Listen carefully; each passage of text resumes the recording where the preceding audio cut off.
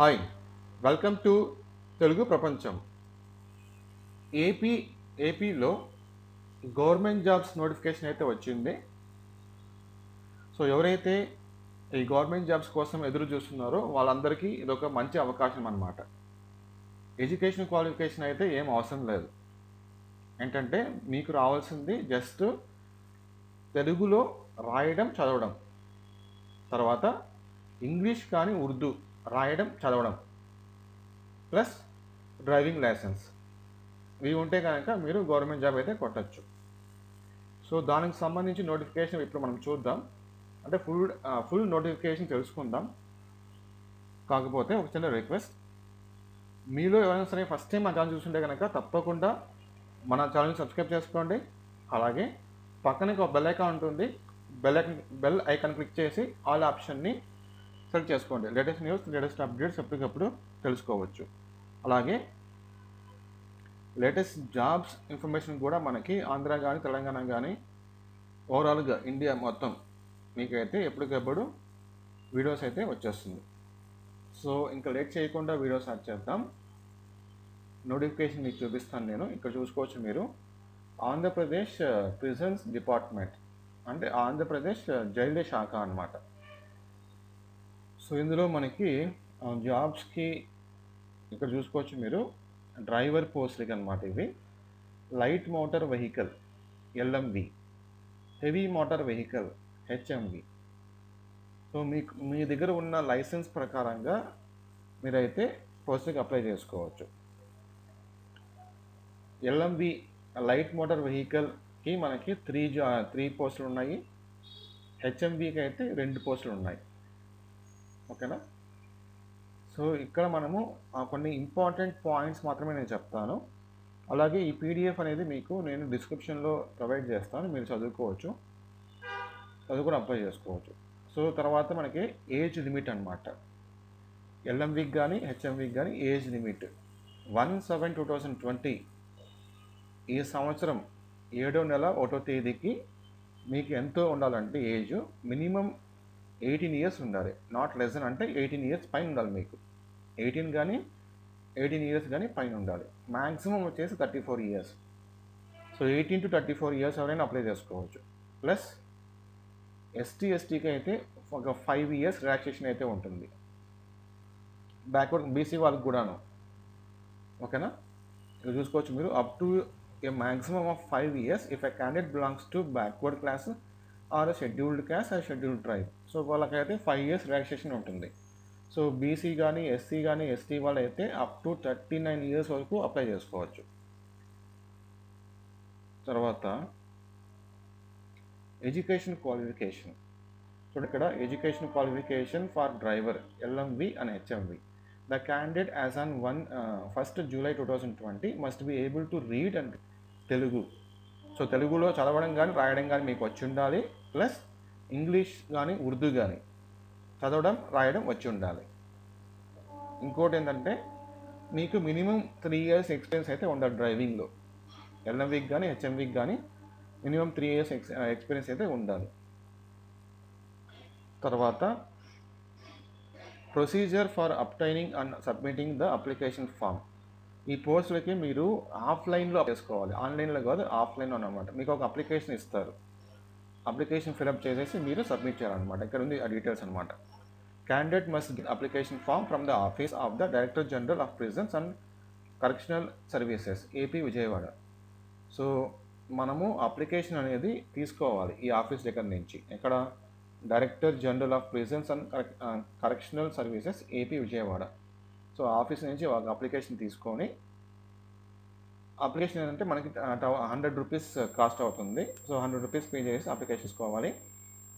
తర్వాత ఫిల్అప్ చేసిన అప్లికేషన్స్ మనకి ఓకే, నా ప్రిపరేషన్ అప్లికేషన్ కాదు, అప్లికేషన్స్ ఎప్పటి నుంచి మనం తీసుకోవచ్చు అనేది ఇచ్చారు ఇక్కడ. 4/1/2021 to 11/1/2021. సో ఈ డేట్స్లో ఇచ్చిన డేట్స్లో మనం అప్లికేషన్ తీసుకోవచ్చు. 4th నుంచి 11th వరకు నెక్స్ట్ మంత్ ఈ లోపల మనం అప్లికేషన్ అయితే తీసుకోవచ్చు. తర్వాత eligible candidates should submit the application form along with the copies of necessary certificates in a sealed cover addressed.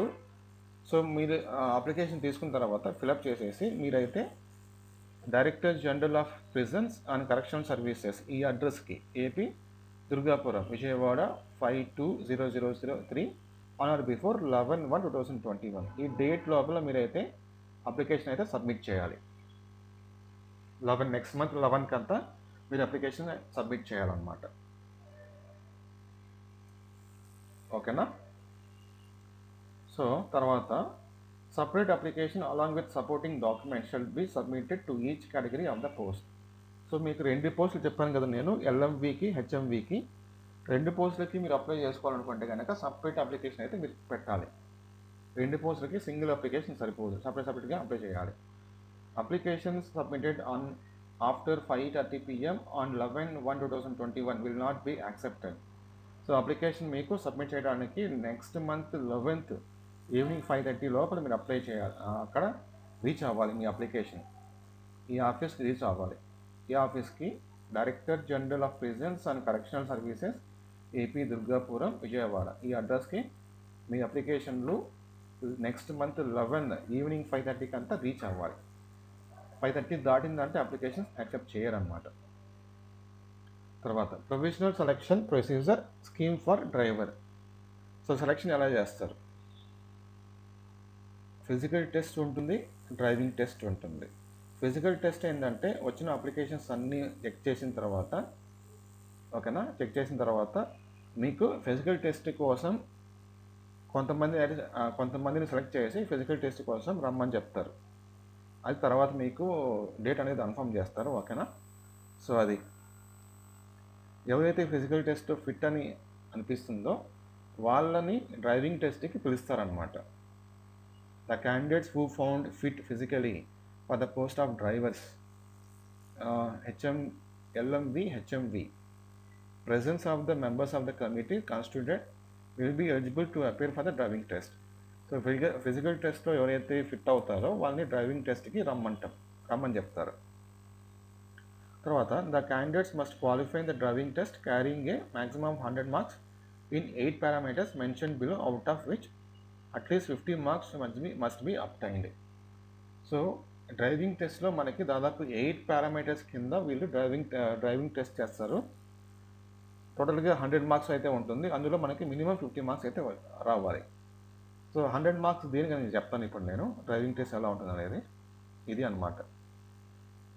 First one వచ్చేసి ఇది డ్రైవింగ్ టెస్ట్కి సంబంధించింది. ఓకే, ఫస్ట్ వన్ వచ్చేసి మనకి starting A heavy transport vehicle from rest on the level up gradient and down gradient. అంటే వెహికల్ని start చేయడం అనమాట. అప్ గ్రేడియంట్కి డౌన్ గ్రేడియంట్కి అది చెక్ చేస్తారు. సో మ్యాక్సిమం మార్క్స్ దానికి 10 marks ఉంటుంది, మినిమం మార్క్స్ 5 marks ఉంటుంది. సో మీరు వెహికల్ స్టార్ట్ చేసిన దాన్ని బట్టి ఉంటుంది అనమాట. మ్యాక్సిమం మీకు 10 రావచ్చు, లేకపోతే 5 కానీ 6 కానీ అలా రావచ్చు. ఓకేనా? Gear changing up and down, gear changing పైకి కిందకి గేర్ చేంజింగ్ అవి చెక్ చేస్తారు. దానికి 10 marks ఉంటుంది, maximum 10, minimum 5. Road sense, general driving control of vehicle in all conditions of traffic, steering control, anticipation and judgement. So ట్రాఫిక్లో ఎలా driving చేస్తారు, steering ఎలా కంట్రోల్ చేస్తున్నారు దానిపైన ఉంటుంది. 20 marks ఉంటుంది, maximum 10 marks minimum.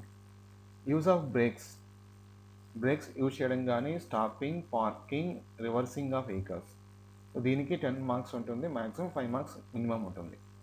Following road police signal, traffic signals. So మీరు signals ఎలా ఫాలో అవుతున్నారో దాన్ని బట్టి maximum 10 marks, minimum 5 marks. To carry out minor repairs and to attend the breakdown problems. So చిన్న ప్రాబ్లమ్స్ ఏమైనా వస్తే కనుక మీరు ఎలా హ్యాండిల్ చేస్తున్నారో దానికి మ్యాక్సిమం 16 marks, మినిమం 8 marks.